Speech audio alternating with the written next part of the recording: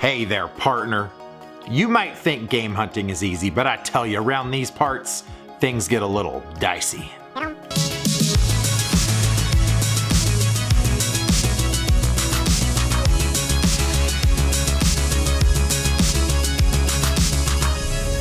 What is good, my PacRats? PMC here, and welcome to a new episode of the N64 Score. Our goal is to collect the entire Nintendo 64 North American library of 296 games. As of the video last week, we were only 12 games away from that goal. We were able to add 6 games to our wall, and the funnest part of the series is we are not doing this by eBay purchases. We are not just jumping into a store and buying them retail.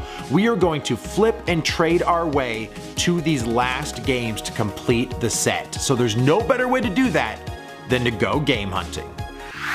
We are here with the fam and the best friend, Amanda. Cammy's back there.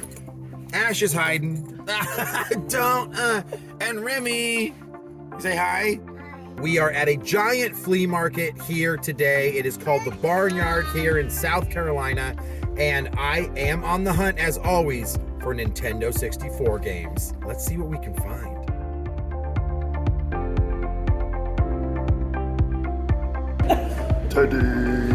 So we had ourselves a rad adventure. We had our friend Amanda, who lived in Washington, where we used to be, fly out to come see us. And our first stop, we headed off to Atlanta for a little aquarium fun. Now, if you guys have not checked out the Atlanta Aquarium, it is one of the biggest, if not the biggest, in the United States. We've got fishes, whale sharks, there's an octopus, there is gators, eels, all sorts of fun things. These exhibits are rad. You walk into the center of this huge building, and each side of it has kind of a different world and different region that a lot of these animals exist. And there we were able to walk through a huge water tunnel. We were able to see ourselves a sea lion show, and we just experienced such a fun time. Right next to the aquarium is the World of Coke, and right where the Olympics were held as well. So after we had our fun, we headed to my local flea market, the Barnyard here in town, to see if we can find anything. So I roll up to this first video game vendor table. This is someone that's there quite often. He normally has N64 games, he's got some consoles, but this stuff is always normally priced right around retail. It's just not a good deal, so it is something that I'm gonna pass on this week. So at these flea markets, you always run into fun things. And since we had the kids with us, we ran into this balloon animal vendor. He sits there, he's got an entire tool chest full of balloons, and he has kind of a set piece of animals that he can make you. The kids ended up, I think, picking up a sword and a fish on a hook. The coolest part about these interactions is these people are trying to make a living for themselves, and this gentleman was super entertaining. He just does it on donations. So if you guys get a chance to go check out the Barnyard, go up to this balloon animal vendor, and he will not only be entertaining, but he'll create you some awesome stuff. So I felt like I was having a pretty dud day, not finding a lot out there. And then I stumble on an electronics vendor. Normally this guy specializes in speakers and receivers and DVD players, but sitting on the shelf a little away from me, it catches my eye that I see 2 Game Gear games sitting there. They're still in their plastic protective cases, and they're just sitting there right next to a PS1.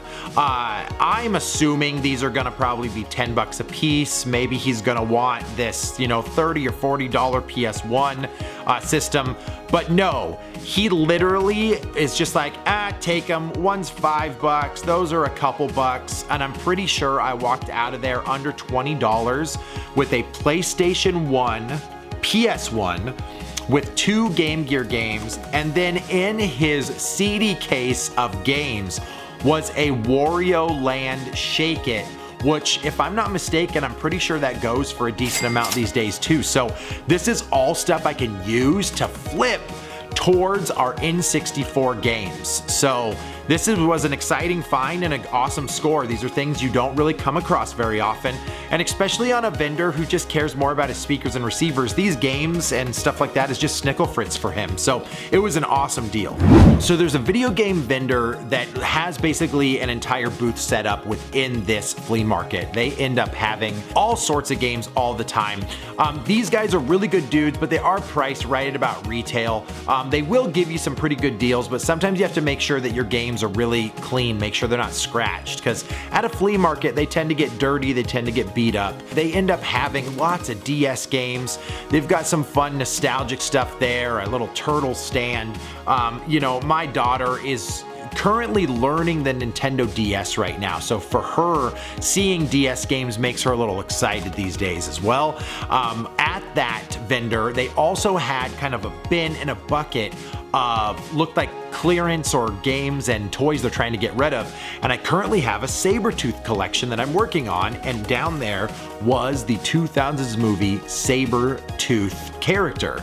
Unfortunately, it was really beat up and not one I wanted to add to the collection at this time, but those are sometimes things you go to a video game vendor not thinking that you would find toys, and at the front they're just things they're trying to get rid of. So we wrapped up our day, nothing that we just couldn't live without. There was some rad cutouts, really cool art pieces sometimes. I ended up snagging this Ninja Turtle art piece of the classic TMNT guys. So I think we had a pretty fun, successful day. So I came out of the flea market with no Nintendo 64 games at this time, and I think that that is more realistic. There's not gonna be every single week that I'm gonna find Nintendo 64 games, but to be able to add things to the collection to help build us to that N64 score is really what it's all about. But I am not one that wants to stop the hustle, so I ended up hitting up a couple more stores on our way out of town. You never know if you're gonna strike gold or if you're gonna strike out, and often at these thrift stores there is a lot of junk these days. I think a lot of people are in the game now to grab things and flip it, and I don't traditionally do that. I normally am looking for games to add into my collection, but I know with these last 12 games for the N64 score, I'm gonna need some hefty dollars added into the account for me to be able to be successful in picking these up at hopefully some future conventions as well. So a couple of these stores were absolute duds. Nothing at the Salvation Army, nothing at the Goodwill, but I did luck out when I went to a Miracle Hill thrift store. I rolled up assuming I wouldn't be able to find anything as normal, and in one of their cases that's spinning around, I see a PlayStation 1 game.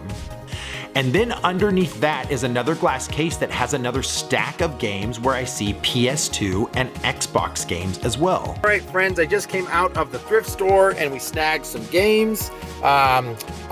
These games were a little beat up, so I asked if they could give me a discount on them, but they're still gonna be playable. The first one was Lord of the Rings on Xbox. That one goes for $10. They gave it to me for $2. Next is Pac-Man World Rally. They gave this one to me for $2, and it goes for almost $13. Splinter Cell Double Agent goes for about $9 or $10. Was able to get that one for $2. Chaos Theory on Xbox goes for about $7. Got that one for $2. And then the last one, which was a cool find, is NFL Blitz. I love playing this game. This was such an awesome one, especially like late hits. I always was the guy that did the dog hook, throw it back, send that sucker flying. But this one, guys, goes for about 14 or 15 complete. There was like a extra Asteroids game in there that's pretty beat up. But they gave this one to me for $2 as well. So I am well over $40 to $50 in value, and all I spent was $10 plus tax today. So guys, how do you get to the games that you want? You have to flip this stuff, and you have to look at getting some return on the investment. So N64 score, hopefully we can get you a new game.